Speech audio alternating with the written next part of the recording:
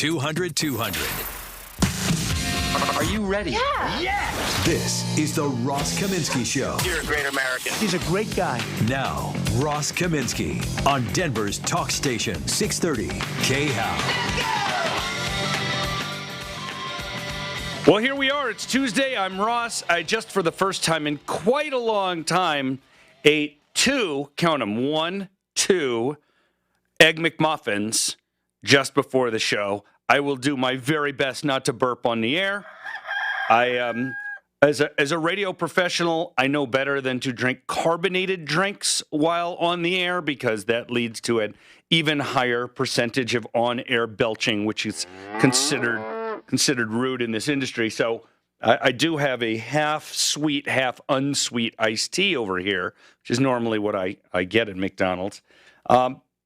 Because I'm me, I have the McDonald's app on my phone, and this morning in their deals section, they had buy one Egg McMuffin, get one for a penny. So I did that, and I don't know why I'm telling you what I had for breakfast, but we're all friends here, right? So we're just what Shannon? What are you having for breakfast? Cauliflower with blue cheese? What is that? Oh, is that peanuts? Yeah, peanuts. Shannon really likes to eat peanuts for breakfast. Sometimes I go in there and I steal some of them, like during the advertising breaks. We got a lot to do today. Obviously, we're going to have day 2 of the Amy Coney Barrett hearings, and I'll talk a little more about what happened yesterday in the Ross report. Let's say not only did they not lay a glove on her, they didn't actually try to.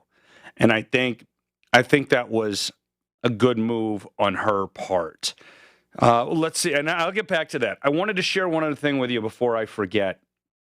The president's doctor sent out a note yesterday. He sent it to Kayleigh McEnany, who's still working from home because she tested positive for coronavirus. But he sent it to her.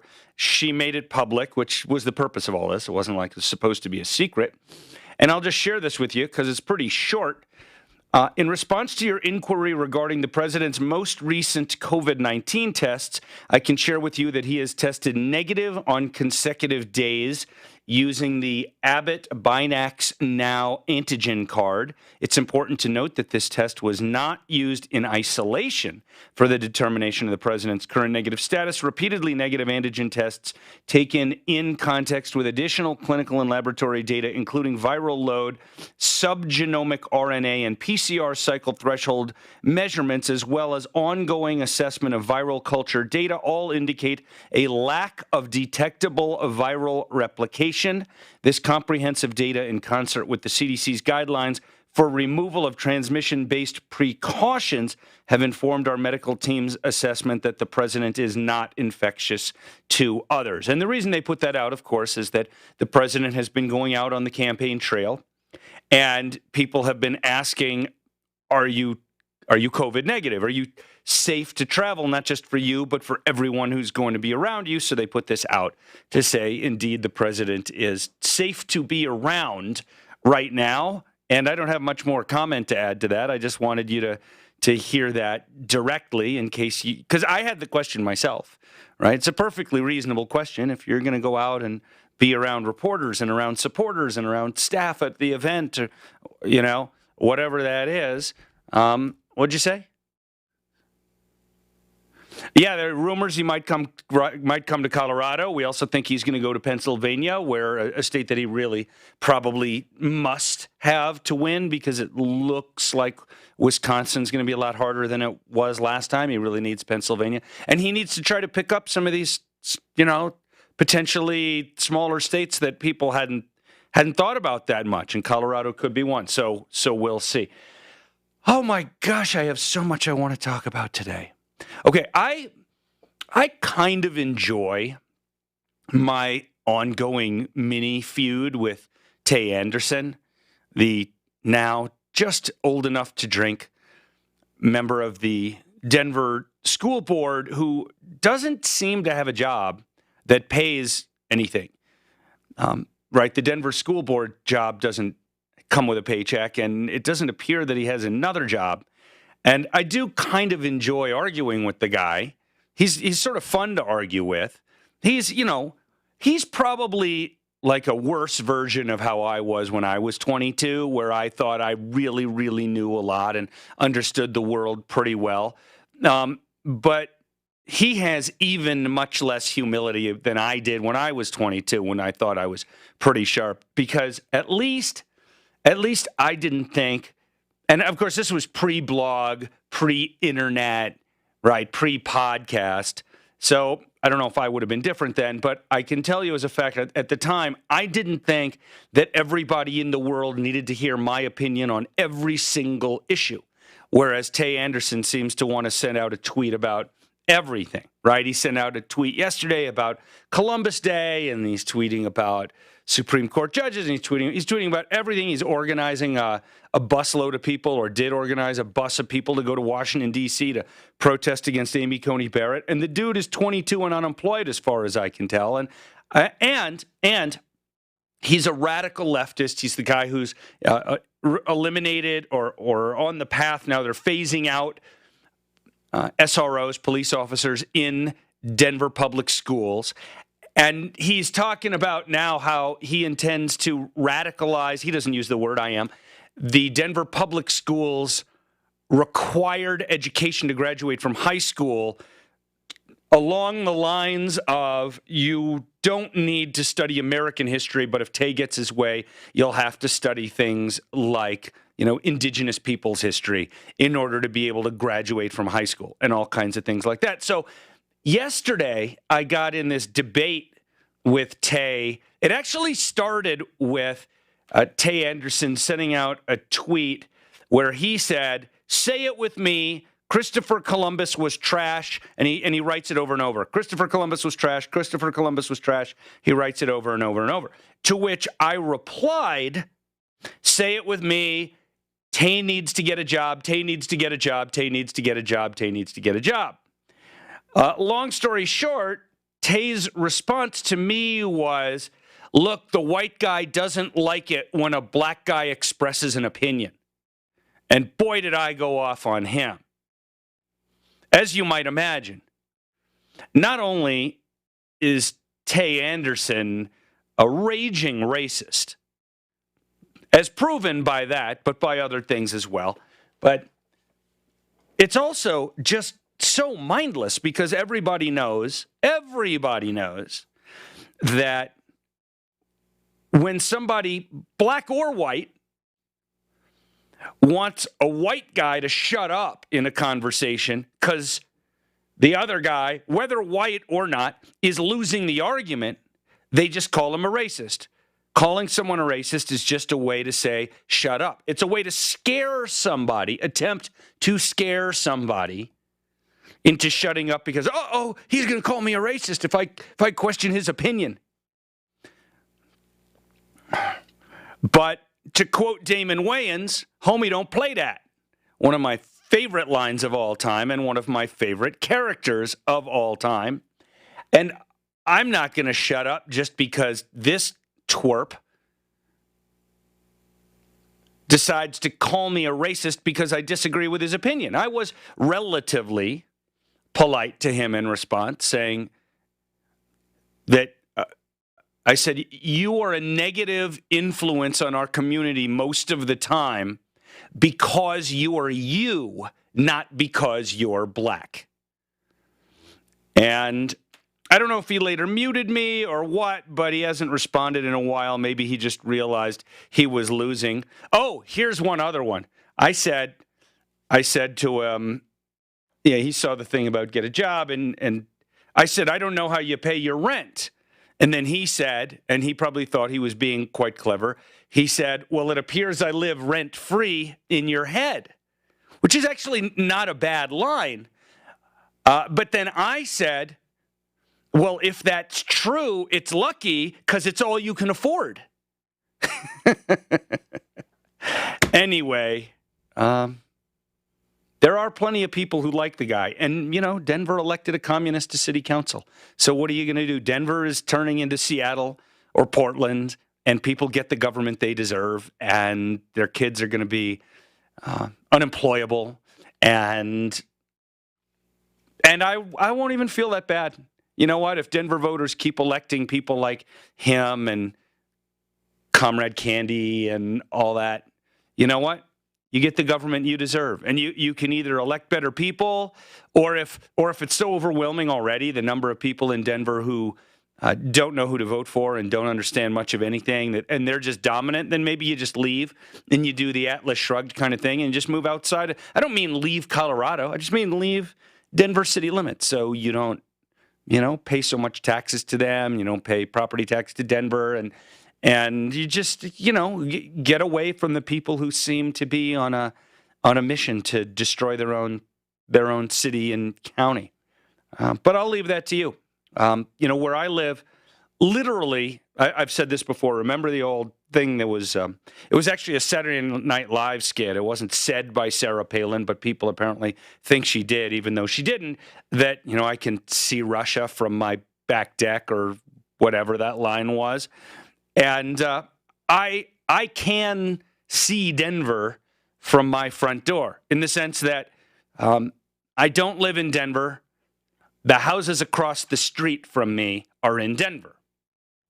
And I feel bad for those people. Where is Galt's Gulch?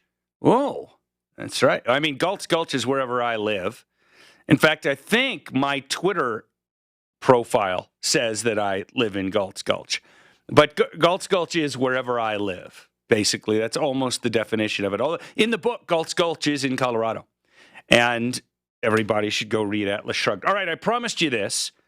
Let me get a start on it at least. So here's the thing. We've got a bunch of ballot issues that we're voting on statewide, right? Statewide this year. Of course, every county will have its own individual county level ballot issues that I simply don't have the time to analyze all of these things. You're going to be on your own, when it comes to county level issues. But statewide, I'm covering them all. And I've written my 2020 voter guide. It's up at rosskaminsky.com. Just look under my picture. Basically, you'll see where it says 2020 voter guide and click on it. And that gives you my opinion on all 11 of the statewide ballot measures this year, of which 4 are amendments and 7 are statutory changes to our law. Propositions is how they're titled on the ballot. And so what I want to do over the course of this week, right, over the course of 4 days, is to go through all 11 of those. Now, if you go to rosskaminsky.com, you click where it says 2020 voter guide, it'll open one of my blog pages that has a link in it to the voter guide. What Shannon and I are going to do, and Shannon, I haven't mentioned this to you, so pay attention, please. What we are going to do is make standalone MP3s for the podcast, for the blog that I will link to from the blog note for the voter guide. We'll make standalone MP3s of each conversation I have about a ballot issue. And it might be a 3-minute thing. It might be an 8-minute thing. Might be a couple of things. So, for example, right now I'm going to talk about Amendment B to repeal the Gallagher Amendment. And later today, these next 4 minutes or whatever, and I'll do more later today, will be up on the blog. And if you click on the 2020 ballot guide, you'll see, Ross talks about Amendment B on October 13th, and you'll be able to click on that too. Okay? Shannon, you with me? All right. Amendment B, repeal the Gallagher Amendment. First, I'm going to share with you the ballot title. Without increasing property tax rates to help preserve funding for local districts that provide fire protection, police, ambulance, hospital, kindergarten through 12th grade education, and other services, and to avoid automatic mill levy increases, shall there be an amendment to the Colorado Constitution to repeal the requirement that the General Assembly periodically change the residential assessment rate in order to maintain the statewide proportion of residential property as compared to all other taxable property valued for property tax purposes, and repeal the non-residential property tax assessment rate of 29%. All right, so this is complicated. This is by far the most complicated thing on the ballot. This aims to repeal the Gallagher Amendment. First, I'm going to describe what the Gallagher Amendment does, actually. And then I think what we'll have to do is continue this conversation on the other side of the break as we go through some of the analysis of it. And at 8:05, I'm going to have a guest on the show who is going to make an argument in favor of Amendment B. I will tell you right now, before I get to my analysis, as it stands, I am no on Amendment B, but it is a very close call, and I understand the arguments. But right now, I'm a no on B. So first, let me just describe what the Gallagher Amendment does, and then we're going to continue with some of the analysis in the next segment of the show, and producer Shannon will put these things together in one audio file because he has those skills.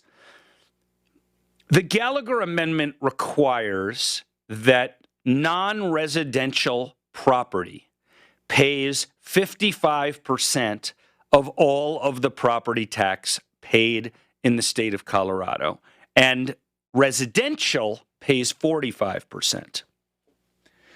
Gallagher also sets the assessment rate for non-residential property, not all of it, but most of it. I think oil and gas has a different number, I believe, but sets most of this at 29%. I need to check that. It's possible oil and gas just has a different tax rate rather than a different assessment rate, but stick with me now.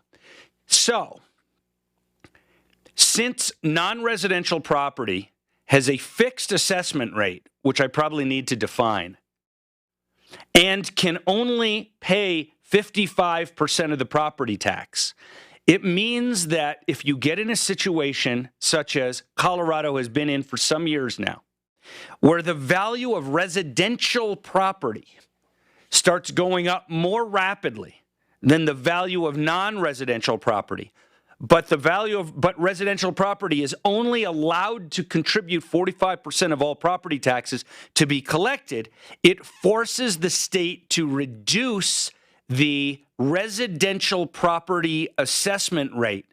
And it has dropped over the years from about 21% down to about 7% where it is right now.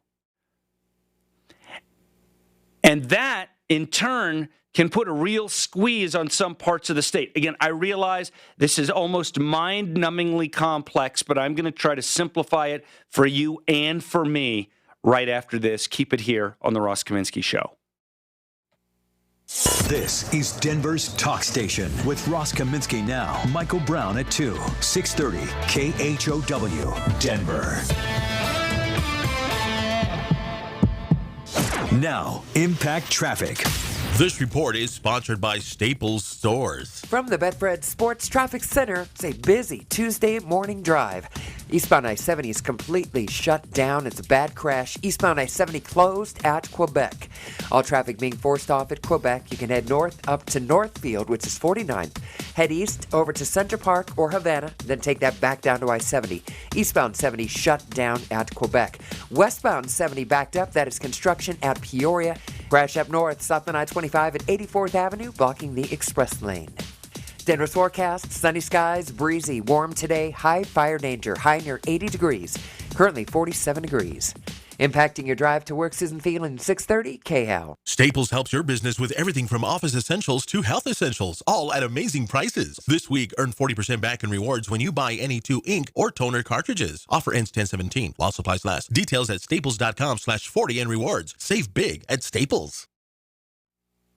One of the things I don't mention too often, but really need to mention, is the pre-owned vehicle side of the Elway dealers, right? We often talk, you go to John Elway Chevrolet, you want a new Chevy. You go to John Elway Cadillac, you want a new Caddy. And of course, you'd go to those places. Those are both the #1 dealers in the state of Colorado for their respective brands, right? But also, don't forget, maybe you want a pre-owned vehicle. With John Elway, at both stores, they got a big selection of pre-owned vehicles. And they're not just pre-owned Chevys or pre-owned Cadillacs. They're everything. Whatever makes and models you need, you will find them at John Elway. And remember, every John Elway pre-owned vehicle comes with some kind of warranty. Different warranty on different vehicles, but there are plenty of places that'll sell you a quote-unquote used car, and you'll see the little thing, as is, no warranty, and if you got a problem, sorry, you're out of luck. It's not like that at John Elway. They stand behind their vehicles, including pre-owned. I want you to learn more at elwaydealers.com. When politicians want to raise taxes, they're supposed to give you a say in the matter. They're not supposed to sidestep the law and make you pay more without your approval. But that's exactly what politicians are doing. And that's why we need Proposition 117. Proposition 117 gives us, the taxpayers, a voice. It allows us to vote on large fee increases, which we all know are just hidden taxes. For far too long, politicians in Colorado have raised the cost of car registrations, health insurance, and even hospital stays without giving voters a choice. They get away with it by calling their cost increases fees instead of tax hikes. Voting yes on Proposition 117 would change that and stop the hidden tax hikes. Vote yes on Proposition 117 to give Coloradans the voice they deserve. Paid for